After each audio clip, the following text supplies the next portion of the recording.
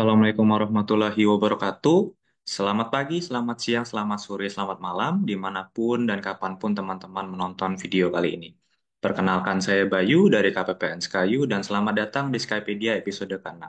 Di episode kali ini kita akan membahas terkait elektronik SKPP menggunakan aplikasi gaji untuk pembayaran pensiun pertama kali. Jadi, aplikasi gaji sekarang sudah terkoneksi dengan aplikasi TOS dari PT Taspen. Sehingga teman-teman PNS itu tidak perlu lagi mengirimkan data secara manual ke PT Taspen. Sudah otomatis by system nanti divalidasi oleh PT Taspen di aplikasi gaji tersebut. Baik, izinkan saya share screen terlebih dahulu.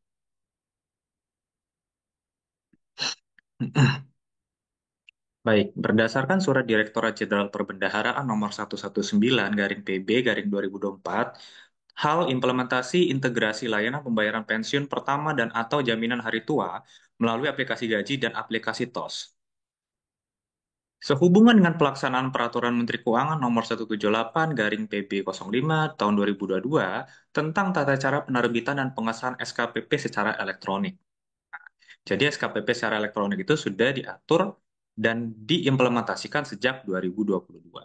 Dengan ini disampaikan hal-hal sebagai berikut. Satu, dalam rangka simplifikasi dan digitalisasi pembayaran belanja pegawai telah dilaksanakan penerbitan dan pengesahan secara elektronik atau disingkat ESKPP berdasarkan PMK nomor 178 garing PB 05 garing PMK 05 garing 2022. Nomor 2, sebagai tindak lanjut pelaksanaan ESKPP, telah dikembangkan integrasi layanan pembayaran pensiun pertama bagi PNS yang akan memasuki batas usia pensiun dengan pelaksanaan sebagai berikut. Jadi ada ketentuannya. A. Dalam penerbitan SKPP pensiun atau berhenti, KPA wajib memastikan kebenaran dan validitas data pada aplikasi gaji modul Satker dan menyelesaikan pembayaran seluruh hak keuangan pegawai yang akan memasuki batas usia pensiun, meliputi gaji induk, kekurangan gaji, gaji terusan, uang makan, uang lembur, tunjangan kinerja, dan atau hak keuangan lainnya.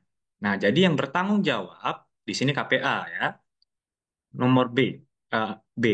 KPA menerbitkan dan menyampaikan SKPP pensiun atau berhenti ke KPPN, serta melakukan update data pada formulir permintaan pembayaran pensiun atau FPP.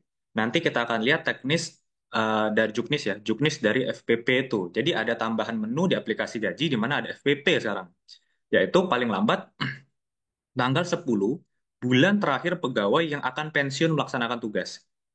Jadi, misal ada pegawai PNS di kantor ibu, bapak ibu, yang pensiun tanggal 1 Agustus. Maka paling lambat SKPP diajukan tanggal 10 Juli, yaitu bulan terakhir ia melaksanakan tugas. Ya, itu paling lambat. Kalau lebih cepat lebih baik. Oke, poin C. Integrasi layanan dilakukan melalui aplikasi gaji modul Satker. Ya, jadi di aplikasi gaji yang terinterkoneksi dengan aplikasi TOS milik PT Taspen dengan melakukan updating data yang dibutuhkan dalam rangka pembayaran pensiun pertama dan atau klaim JHT atau jaminan hari tua. Ya, jadi sudah terintegrasi. Bapak Ibu nggak perlu mengakses atau mendaftarkan diri di aplikasi TOS, cukup di aplikasi gaji saja. D. Prosedur update pada aplikasi gaji modul Satker tersebut akan menghasilkan informasi atau metadata dalam bentuk paperless yang dibutuhkan sebagai persyaratan pembayaran pensiun pertama dan atau klaim jaminan hari tua dan secara sistem akan terkirim ke aplikasi TOS. Ya, jadi Bapak Ibu sudah tidak perlu repot-repot lagi kayak ngirimin dokumen. Cukup dari aplikasi gaji web, nanti otomatis dia terinput di aplikasi TOS. Nomor 3, poin ketiga ya, implementasi integrasi layanan pembayaran pensiun pertama dan atau JHT bagi PNS dilakukan dalam 2 tahapan sebagai terlampir. Jadi ada 2 tahapan, nggak semua kementerian lembaga itu langsung masuk ya. A. Tahap 1 dimulai pada bulan Juli 2024 untuk pembayaran pensiun pertama dan atau klaim JHT di tanggal 1 Agustus 2024. Jadi, pegawai pensiun di bulan Agustus 2024. Ya, itu tahap pertama. Untuk KL yang ditetapkan dengan batas update data FPP paling lambat 26 Juli 2024. Nah, tadi kan untuk contoh, tadi 1 bulan sebelum di tanggal 10. Tapi ini khusus untuk awal implementasi, dia ada dispensasi, Bapak Ibu. Jadi Harusnya nanti ke depannya dia 1 bulan sebelum, tanggal 10 1 bulan sebelum ya. Jadi misal kalau dia pensiun tanggal 1 Agustus TMT-nya, maka paling lambat SKPP diajukan ke KPPN itu tanggal 10 Juli. Ya. Terus yang B. Tahap kedua, itu akan dimulai di bulan Agustus 2024 untuk pembayaran pensiun pertama dan atau klaim JHT di tanggal 1 September 2024 untuk pegawai pensiun di bulan September untuk seluruh KL. Jadi seluruh KL yang pensiun di tanggal 1 September 2024 sudah harus menggunakan mekanisme integrasi dengan aplikasi TOS ini. Itu ya. Oke, nomor 4. Selanjutnya dalam rangka kelancaran pembayaran gaji pegawai yang akan memasuki masa pensiun pertama dan atau JHT, dimohon kepada saudara A. Segera menerbitkan SKPP pensiun atau berhenti dengan melakukan update data FPP pada aplikasi gaji modul Satker sebagaimana dimaksud dalam angka 2. Jadi silakan Bapak Ibu cek lagi data-data pegawai apakah sudah benar terkhususnya rekening dan nama klaim ya, nama dari pegawai tersebut. Kalau pegawai sudah meninggal dalam halnya pensiunan janda, maka nama dari jandanya atau dudanya. Atau kalau sudah meninggal juga, maka ahli warisnya, dalam hal ini anaknya. Pastikan nama dengan data diri KTP ya itu sama. Baik. B. Mempedomani petunjuk teknis perekaman data dukung kelengkapan pensiun pada aplikasi gaji modul Satker melalui tautan https://s.id gaji Satker dan berkoordinasi dengan kantor cabang PT Taspen setempat apabila terdapat data yang perlu diperbaiki atau dilengkapi pada aplikasi gaji untuk pemrosesan pembayaran pensiun pegawai. Jadi kalau ada ya amit-amit ya, semoga tidak ada yang salah gitu. Tapi kalau ada yang salah bisa datang langsung ke PT Taspen. Yang D, menyelesaikan pembayaran hak keuangan pegawai bulan terakhir sebelum memasuki masa usia pensiun seperti uang makan, uang lembur, dan tunjangan kinerja dapat dibayarkan melalui SPM LS Bendahara, ya, SPM Bendahara Pengeluaran tanpa adanya dispensasi dari kuasa bun. Dan untuk pembayaran tunjangan kinerja dilakukan tanpa interkoneksi sistem aplikasi gaji. Ya, jadi kan uang makan, uang lembur dan tunjangan kinerja, prinsipnya adalah mereka kerja dulu, dihitung mereka masuknya berapa hari, dihitung mereka kinerjanya berapa di bulan itu baru dibayarkan. Nah, dalam hal ini kan pengajuannya sudah di tanggal 10 bulan terakhir ya kerja. Jadi belum ada datanya. Sehingga pembayaran untuk 3 hal ini bisa dilakukan melalui SPM LS Bendahara Pengeluaran tanpa dispensasi dari kuasa bun dalam hal ini KPPN. Ya, jadi nggak perlu interkoneksi, langsung LS Bendahara. Ya, baik. Demikian disampaikan atas perhatian dan kerjasamanya diucapkan terima kasih. Baik. Baik, kita lanjutkan ke juknisnya. Ya, juknisnya. Juknisnya. Baik, perekaman SKPP pensiun. Untuk perekaman SKPP pensiun pada dasarnya sama saja, tidak ada yang berbeda, Bapak Ibu. Ya, Bapak Ibu seperti biasa PPABP melakukan perekaman SK, ya SK pensiunnya. Ya, Bapak Ibu bikin header dulu, jenisnya apa, nomornya berapa. Setelah itu Bapak Ibu rekam SK-nya. Oke. Setelah Bapak Ibu rekam SK-nya, Bapak Ibu lakukan RUH detail isi pegawai. Nah, setelah Bapak Ibu lakukan RUH, lalu Bapak Ibu pengecekan status. Gitu kan, pilih pegawai, cek utang, cek status SKPP. Setelah itu Bapak Ibu silakan approval SKPP pensiun tersebut oleh Satker yang dilakukan oleh KPA atau PPK. Ya, Bapak Ibu ke user KPA atau PPK, lalu tinggal di-approve saja. Ya, di-approve, lalu setuju SKPP, ya, ya seperti biasa ada di SKPP RUH gitu ya. Tinggal di-approve saja. Dan lalu setelah itu silahkan dikirim ke KPPN. Oke, dikirim oleh KPPN, tentu saja oleh KPA atau PPK-nya tersebut dikirim ke KPPN ya.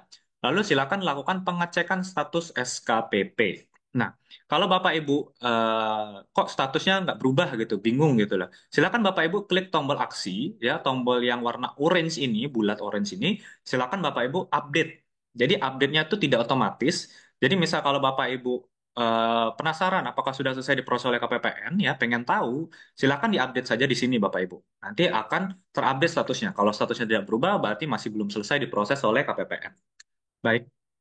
Kita lanjut ke rekam data pendukung. Nah, di sini Bapak Ibu akan dimintain pengisian data pendukung formulir pembayaran pensiun FPP. Nah, berupa data pokok, pemilihan SK pensiun, data keluarga, dan pemilihan kantor bayar. Ya, dalam hal ini itu rekeningnya.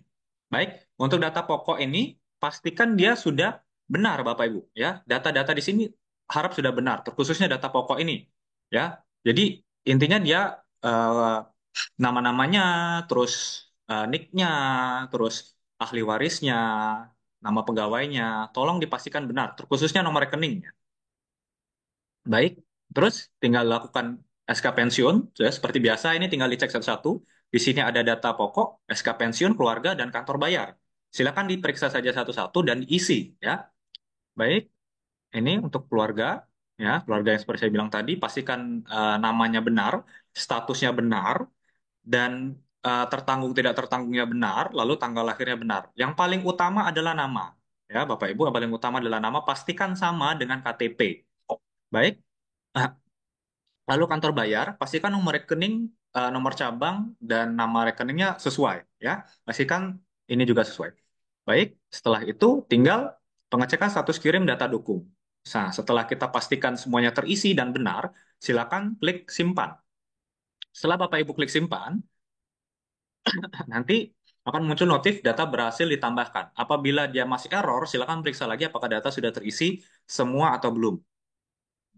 Baik, lalu setelah itu KPA melakukan approval data dukung setelah dilakukan penelitian kesesuaian dengan dokumen asli. Jadi KPA atau PPK ngecek lagi. Nah, setelah dilakukan aksi, ya, setelah dilakukan aksi, apakah Anda yakin menyetujui data FPP ini? Data yang sudah disetujui akan dijadikan dasar yang akan ditarik oleh PT Taspen. Ya, seperti biasa ini ada di menu SKPP tadi. Tinggal klik setuju dan simpan.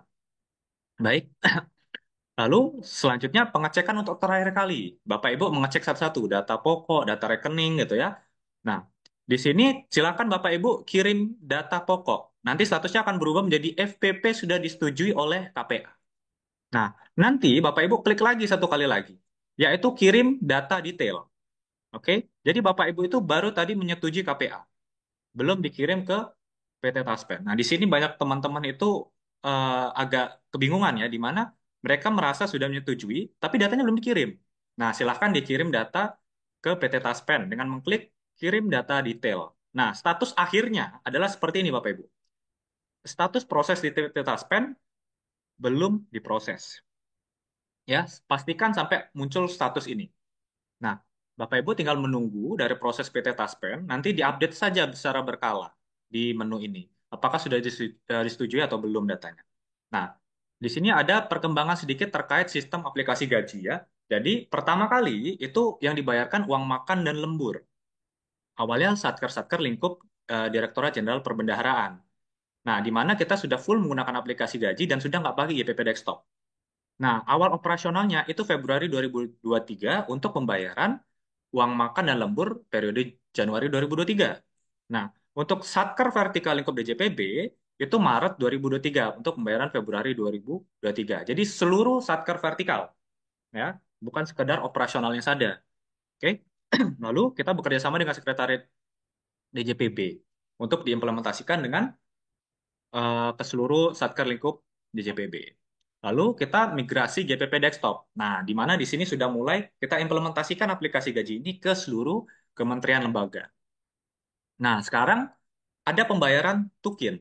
Nah, kalau dulu kan hanya beberapa satker saja yang pakai. Awalnya hanya Dirjen Perbendaharaan DJPB di Januari ya 2023 untuk periode pembayaran uang makan dan lembur Januari 2023. Lalu diwajibkan seluruh satker. Kalau Bapak Ibu ingat itu berjenjang ya. Dan di akhir itu kalau nggak salah per Juli 2023 itu wajib seluruh kementerian lembaga itu menggunakan aplikasi gaji. Jadi ada migrasi GPP Desktop di sana.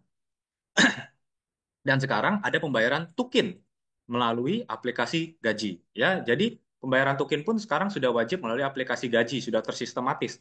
Dan itu lagi-lagi bertahap. Ada yang di Januari, ada yang di Juli, ada yang di September ya.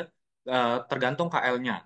Nah, dalam hal ini sekarang sudah semuanya teraplikasi dan terinterkoneksi dengan aplikasi gaji dan sakti. Jadi sudah lebih tertata kalau ada kalau ada masalah atau ada temuan itu lebih gampang untuk dicari. Baik, di sini terima kasih. Oke. Sebenarnya seperti yang sudah kita lihat, untuk pengajuan ESKPP dengan integrasi dengan aplikasi TOS, menu tambahannya itu hanya ada di FPP tadi, yang dimana Bapak Ibu harus memeriksa kembali isian Bapak Ibu apakah sudah benar atau belum. Lalu Bapak Ibu kirim ke PT TOS, hanya menambahkan satu kali approval atau persetujuan dari KPA atau PPK, lalu nambahin satu tahap untuk pengiriman data dari user operator Satker ke PT Taspen. Nah, jadi hanya hanya sesimpel itu Bapak Ibu. Ya, dan Bapak Ibu sudah nggak perlu lagi ke PT Taspen bawa berkas, sudah nggak perlu. Jadi Bapak Ibu cukup datang, klaim, selesai gitu loh. Nanti uang pensiunannya akan ditransfer ke rekening ya seperti pensiunan pada umumnya. Jadi lebih simpel dan tidak meribatkan para pensiunan ini kan. Apalagi kalau rumahnya jauh, nah itu malah makin ribet nanti ya kan. Baik, baik. Saya rasa cukup sekian Skypedia episode ke-6 kali ini. Saya pamit undur diri. Apabila ada salah kata saya mohon maaf. Kalau ada pertanyaan silahkan ditanya saja di bawah. Untuk materi ini akan saya share di deskripsi grup. Silakan nanti diupdate saja berkala. Baik, saya sudahi. Saya tutup dengan terima kasih. Wassalamualaikum warahmatullahi wabarakatuh. Mohon izin.